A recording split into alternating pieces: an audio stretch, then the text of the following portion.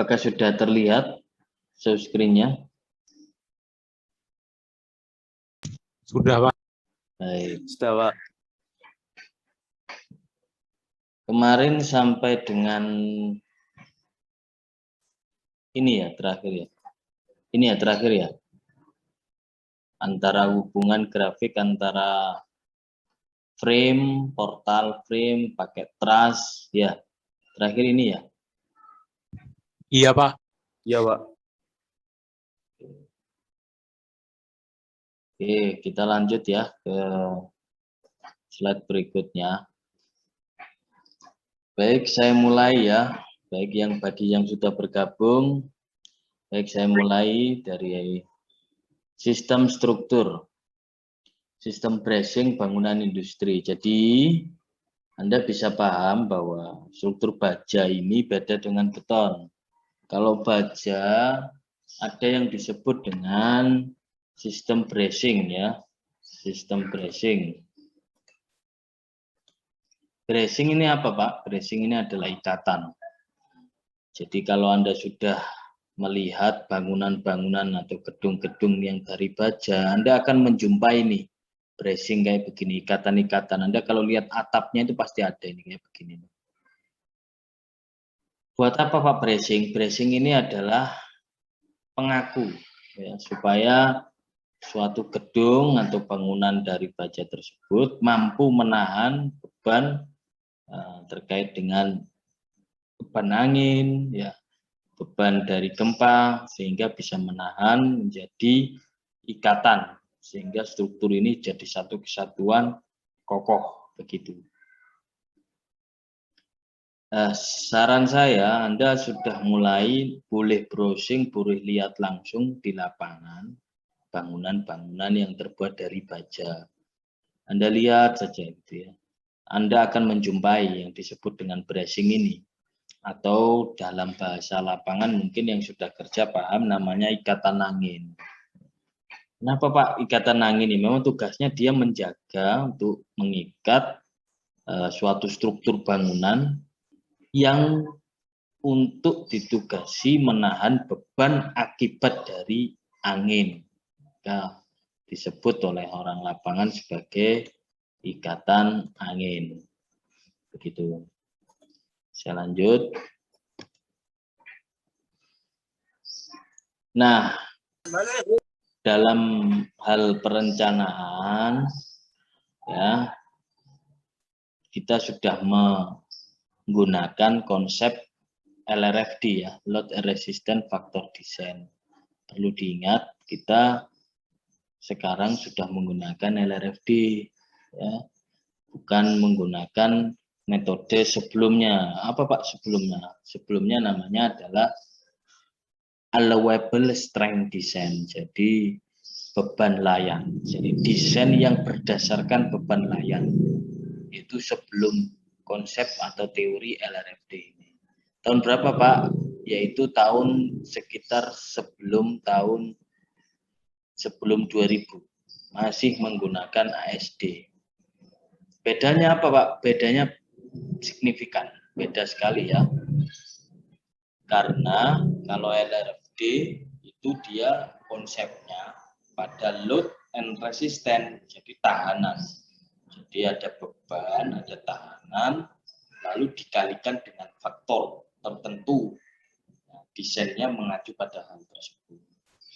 Kalau ASD, Allowable Strength Design, dulu tahun sebelum 2000 di Indonesia, itu adalah beban layan. Jadi berapa bebannya, maka kita desain sesuai dengan beban yang bekerja pada struktur tersebut. Jadi berapapun bebannya akan dilayani berapa kapasitas strukturnya. Nah, sangat berbeda sekali. Yang sekarang, yang Anda ini sekarang belajar ini adalah LRFD. Saran saya tetap Anda harus punya SNI ya, SNI baja. Mohon paling tidak Anda punya soft file-nya. Paling tidak Anda sudah membaca isinya apa saja. Sehingga itu nanti menjadi pengantar. Nah, seperti koefisien, ada rho, ada V, ada gamma I, ya, ada Rn dan lain sebagainya. Ini Anda sudah familiar. Di perencanaan berdasarkan kondisi-kondisi batas, yaitu kekuatan, keselamatan, stabilitas, fatigue, fracture, overtuning, dan sliding. Ya. Yang perlu digarisbawahi di sini adalah kondisi-kondisi batas. Ya. Lalu ada kenyamanan, yaitu lendutan, getaran, dan retak. Nah, bedanya dengan yang teori sebelumnya ASD, kalau di sini sudah ke arah kondisi-kondisi batas kekuatan, ya. Jadi dimaksimalkan sehingga dia dikondisikan sampai pada kondisi batas-batas kekuatan. Kalau beban layan tidak sampai dimaksimalkan ke sana. Ya. Nanti akan saya tunjukkan grafik perbedaannya. Saya lanjut dulu ya. Konsep sederhananya adalah Rn, ya ini kekuatan nominal, Q itu beban nominal ya. Terus V ada faktor reduksi kekuatan. Faktornya ini berapa, Pak? Ya, nilainya itu ada di SNI.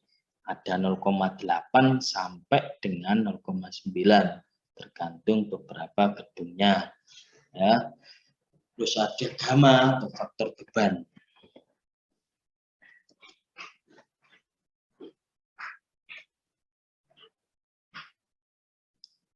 Saya lanjut dulu. Nanti saya tunjukkan grafiknya.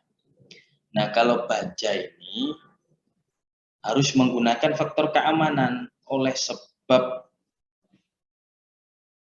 ini berdasarkan load resistant faktor desain. Ya, jadi desainnya dimaksimalkan sampai batas-batas kemampuan tertentu suatu struktur. Perlu yang disebut oleh faktor keamanan. Jadi harus ada safety-nya nih, karena kita desain maksimal mungkin, sehingga harus ada faktor keamanan. Apa saja di sini, ini mungkin yang sudah membaca atau pernah dapat beton 1, di baja pun juga ada, yaitu Q sama dengan 1,4 D, D-nya ini dead load. Q sama dengan 1,2 D plus 1,6 L. Nah ini sampai segitu banyaknya kombinasi pembebanan ini pakai yang mana, Pak? Pakai yang terbesar. Jadi semuanya dihitung ya, mulai dari 1,4 D, mulai dari 1,2 D plus 1,6 L sampai dengan 0,9 D plus 1 E. E-nya ini earthquake. Earthquake arah X dan earthquake arah Y. Semuanya ditotal, siapa yang paling besar itu yang diambil. Ya, itu yang menjadikan dengan Q. Makanya disebut Q-nya ini nantinya dari kombinasi segitu banyak disebut dengan Q ultimate. Lanjutnya ada faktor ketahanan ya. Faktor ketahanan ini tergantung jenis elemen dan kondisi batas ya. Kalau aksial tarik yang saya sebut tadi antara 0,8 sampai dengan 0,9 ini ada 0,9, ada yang kalau tekan itu 0,85, kalau lentur 0,9, dan kalau untuk balok V-nya gesernya ini disebut 0,9. Ini ada di SNI. Nah, ini grafik yang saya sebutkan tadi. Ini adalah grafik kurva tegangan versus regangan baja. Jadi, semua struktur yang telah dibebani itu akan mengalami tegangan dan regangan. Ya. Tegangan dan regangan. Jadi misalkan saya punya suatu balok gitu, atau suatu batang besi atau baja, saya pegangin sisi ujungnya, yang ujung satunya saya tarik dengan gaya tertentu. Nah, di situ untuk frame yang saya tarik ini dia mengalami atau dipengaruhi beban tarik, sehingga dia strukturnya itu mengalami tegangan. Tegangannya itu dari mana, Pak? Dari beban. Beban dibagi area ya. Ingat ya, tegangan itu adalah force per area, F per area. Area itu berarti Misalkan satuannya cm persegi, ya cm persegi. Ya. Diingat-ingat, tegangan itu adalah force per area. Force-nya itu adalah gayanya, area itu adalah penampangnya yang kita kasih beban. Lalu ada reganan. Oleh sebab baja ini kita tarik, ya, kalau kita amati dengan mikroskopik, dengan gain, itu bisa terlihat dia itu sedikit meregang, ditarik di beban tertentu, suatu baja itu akan meregang atau menjadi lebih panjang, itu namanya regang. Ya, sebesar apa Pak? Ya semakin tarikan atau gayanya itu semakin besar yang diberikan, maka regangannya juga semakin panjang. Oke, yang garis sumbu Y ya, itu stres, ketegangan. Yang garis sumbu X strain atau regangan. Kita lihat grafik yang di sisi kiri. Jadi dengan diawali dengan tegangan. Setelah ditarik, akhirnya tegangannya semakin tarikannya semakin kuat, tegangannya semakin naik. Semakin naik, semakin naik, semakin naik, regangannya juga ikut meregang. Tapi belum seberapa dia. Sampai dengan kondisi tertentu di sini yang disebut dengan FY.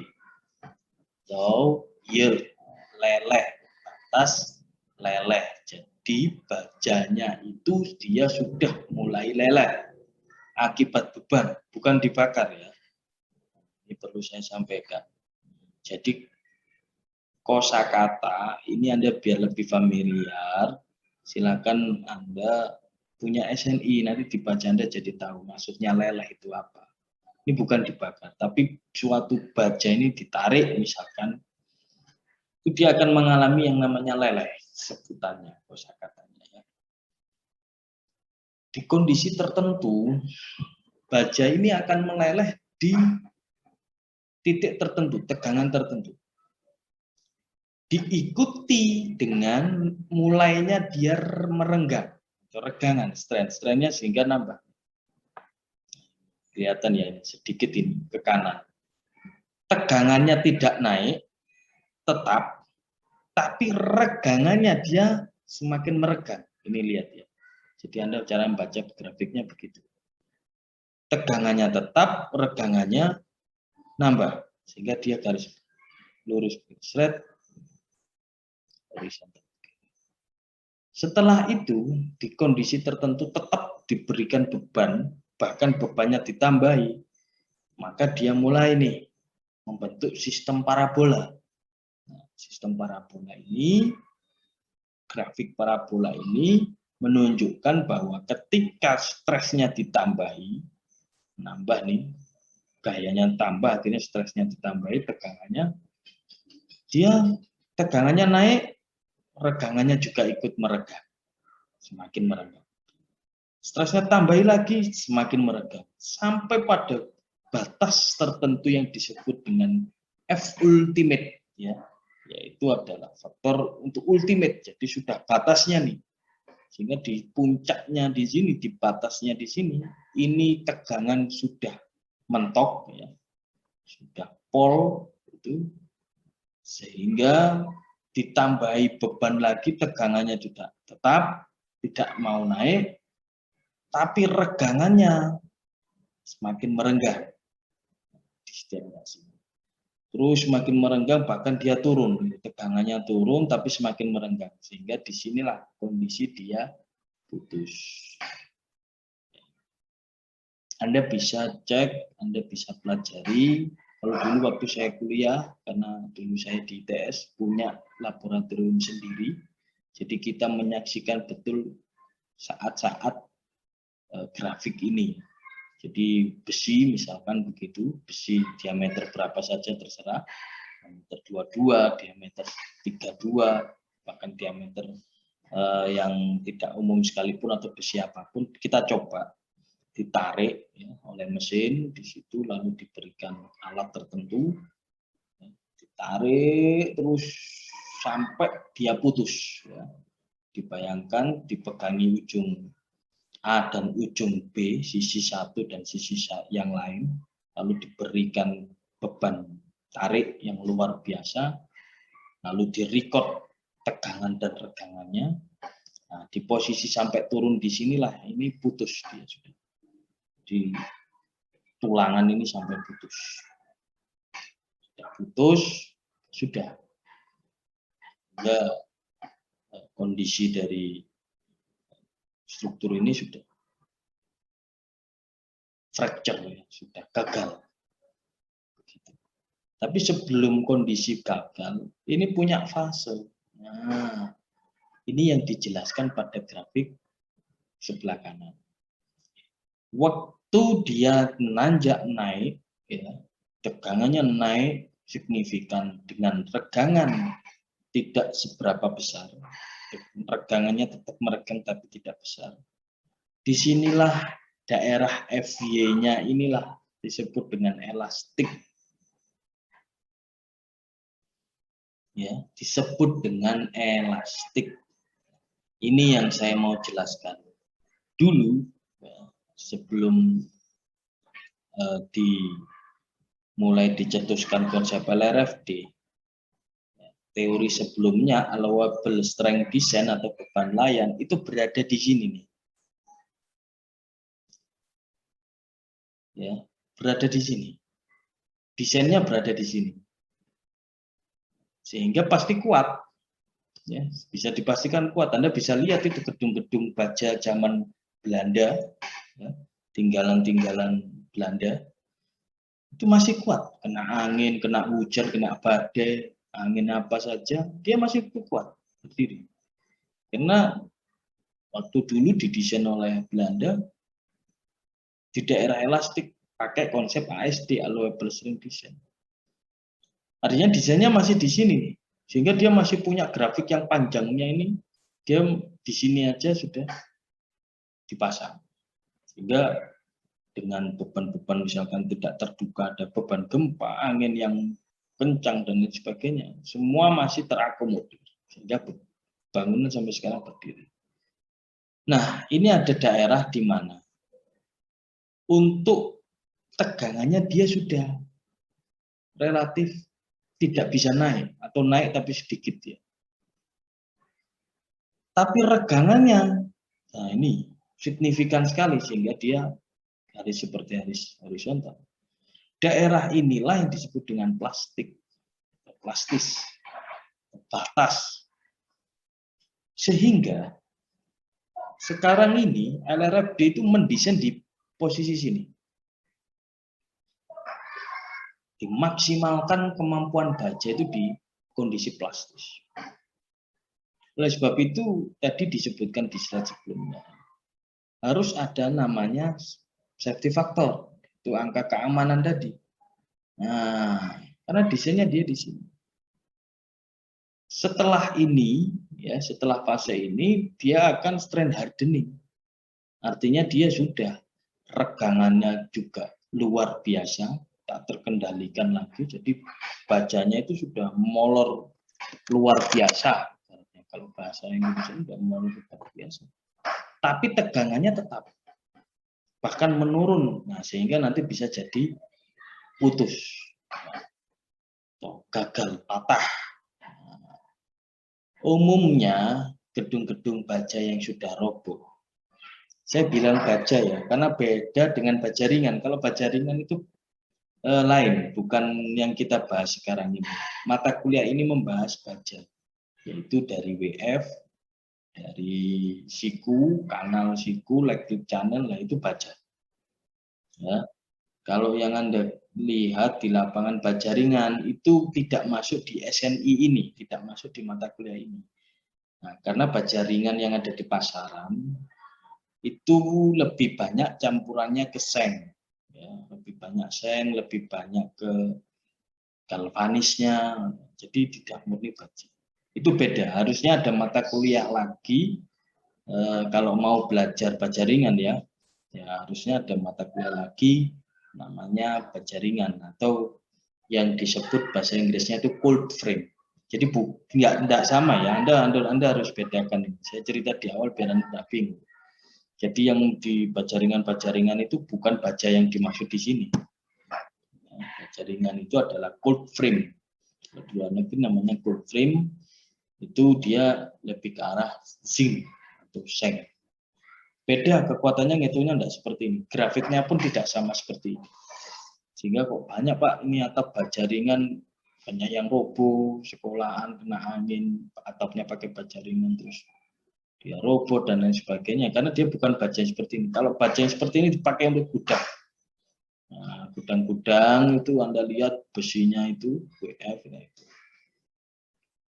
baja yang kita bahas sekarang. Oke ya, saya lanjut dulu.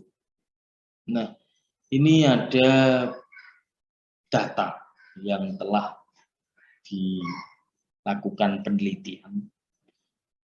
Ada yang FY-nya 36 KSI, ada yang FY-nya 50 KSI, ada yang FY-nya 100 KSI. Nanti Anda tinggal, Pak, gimana Pak? Ya tinggal dikonversi saja satuan KSI ke MPA. Kalau di Indonesia pakai MPA. Artinya ada mutu baja yang 36 KSI, ada yang mutu baja yang 50 KSI, ada yang mutu baja yang 100 KSI. Ya beda, grafiknya beda. Karena kekuatannya dia beda. Nah, inilah yang saya bahas di sini ya. Ada WF, ada struktur T, ada kanal, ada tub atau hulu ya, hulu tub di sini, hulu box ini hulu, ada siku, ada yang double siku. Nah, ini adalah elemen-elemen tarik yang ada di baja. Ada pipa, pipe.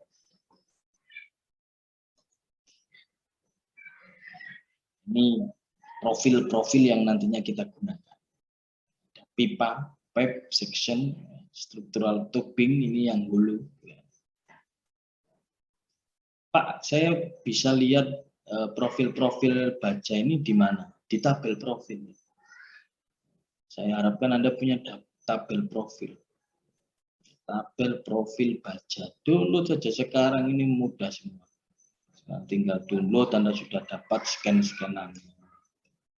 Waktu dulu saya kuliah ya saya beli, kalau belum ada download ya saya beli.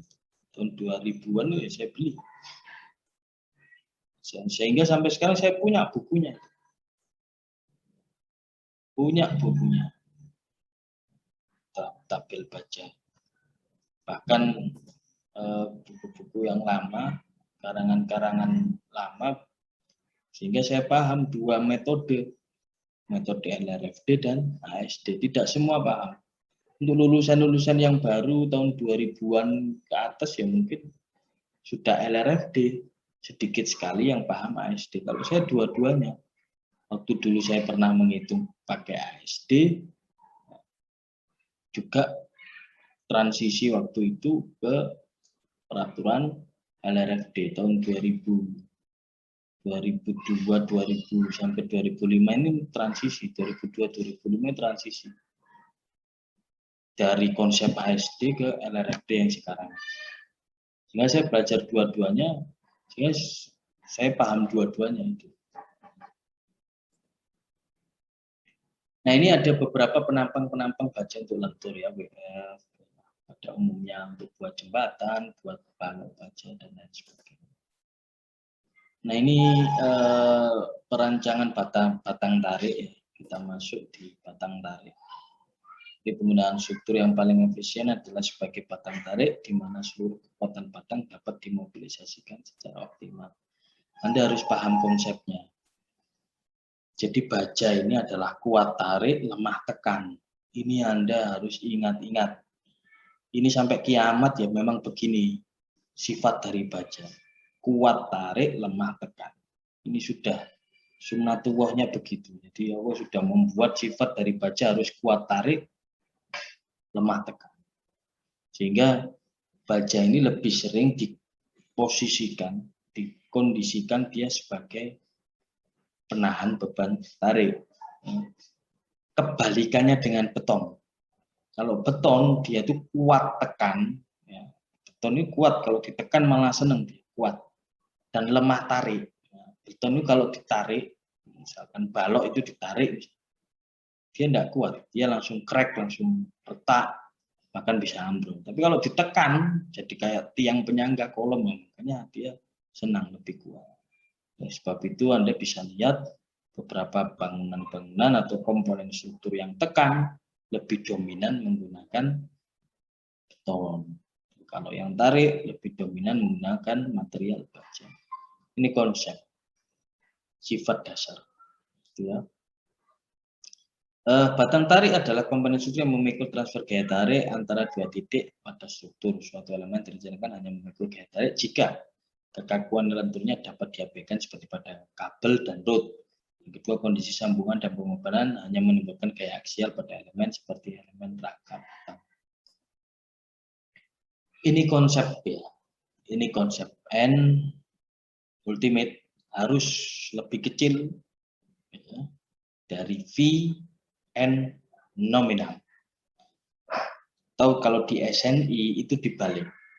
V N nominal harus lebih besar dari sama dengan N ultimate.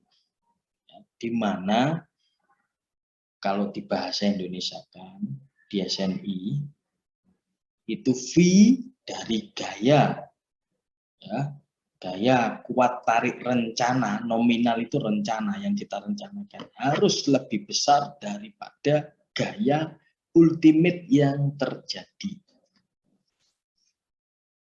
Itu konsepnya. Jadi kapasitas frame harus lebih besar, harus lebih kuat daripada beban yang terjadi. Itu cara bacanya. Rumus ini itu yang cara baca. Ya, paham ya? Jangan sampai dibalik. Bebannya lebih besar daripada kapasitas atau kemampuan struktur yang memikul. Ini pasti roboh. Sehingga kalau ingin aman, konsep dasarnya adalah kapasitas kemampuan suatu struktur harus lebih besar dari beban ultimate yang maksimal yang terjadi. Aman. Seperti di sini dibalik saja nih. N ultimate harus kurang dari VNL. Ini konsep. Ini rumus-rumus begini nanti Anda bisa lihat, Anda bisa di SNI juga ada 0,9 kali A gross kali FY. A gross itu area gross kotor, lalu ada NN 0,75 AE kali FY. Nah, mahasiswa sekalian, ini kita sudah mulai masuk ke perhitungan ya. Jadi harapan saya Anda harus sudah punya SNI. Ya, ini sebelum saya masuk lebih dalam. Jadi minggu berikutnya saya masuk lebih dalam mulai menghitung. Ada yang disebut dengan luas kotor, ada yang disebut dengan luas efektif. Nah, tapi saya ingin ingatkan kembali, yang pertama Anda harus punya SNI. Dan silahkan dibaca walaupun sedikit. Ya. Entah satu minggu ini Anda baca satu halaman atau apa yang terkait dengan pasal-pasal batang tarik, ya, SNI baca. Sehingga Anda lebih familiar terhadap beberapa simbol-simbol atau notasi-notasi. Yang kedua, harapan saya Anda sudah punya tabel baja, sehingga Anda paham profil-profil apa saja dan bagaimana karakteristiknya, termasuk nilai-nilainya yang ada di tabel baja. Yang ketiga, sampai dengan minggu ini, harapan saya Anda sudah mulai untuk melihat gedung-gedung atau bangunan-bangunan baja di sekitar Anda. Mulai Anda amati. Ada bertemu dengan gudang atau struktur baja, Anda lihat ada apa saja. Oh, di situ ada ikatan angin, di situ ada rafter. Anda sehingga sudah lebih familiar bangunan-bangunan baja ini terhadap yang akan Anda ambil mata kuliahnya. Jadi kita mempelajari ini dasarnya teori yang nantinya akan dipraktekkan di lapangan. Gitu ya. Oke, sampai di sini dulu pertemuannya. Nanti saya diingatkan pentingnya sampai dengan luas kotor dan luas efektif. Ini masih panjang sekali yang kita ceritakan ya. Tapi paling tidak ini nanti akan menjadi bekal Anda, konsep-konsep ini menjadi paham. Terutama Anda harus paham dulu nih, kita belajar apa sih? Oh, belajar baja. Bangunannya bagaimana sih di lapangan? Jangan sampai kita lulus, sampai lulus pun kita tidak paham ini. Ya, bangunan baja kita ada mata kuliah struktur baja, mulai baja 1, baja 2, baja 3. Tapi di lapangan ada struktur baja kita masih tidak paham. Oh, ini tak barangnya. Kapan saya Anda sudah paham semuanya. Oke, sampai sini dulu ada yang mau tanya silakan ya. Ini sudah di running time, remaining time oleh Zoom saya. Ada yang tanya silakan.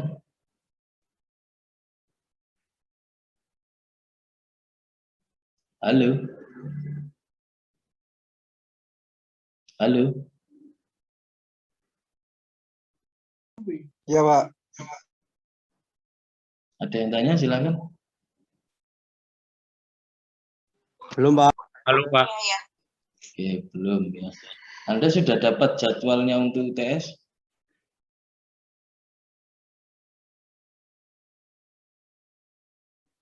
Komting?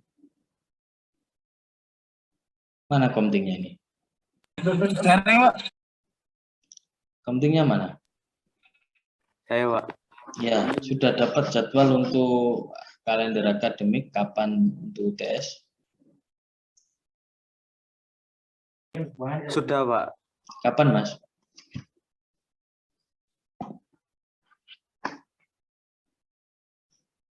Kapan, Mas? Ini lagi saya cek, Pak. Ya. Jadi hal-hal penting, jadwal penting seperti ini silakan di-share ke teman-teman yang lain ya. Sehingga sudah prepare, sudah depan jauh-jauh hari.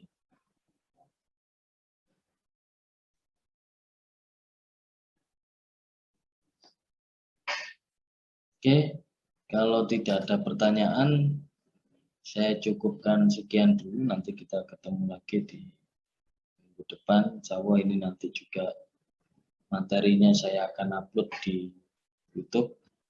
Bagi yang ingin melihat lagi, bisa lihat atau merimain lagi silakan. Oke, dari saya sekian dulu.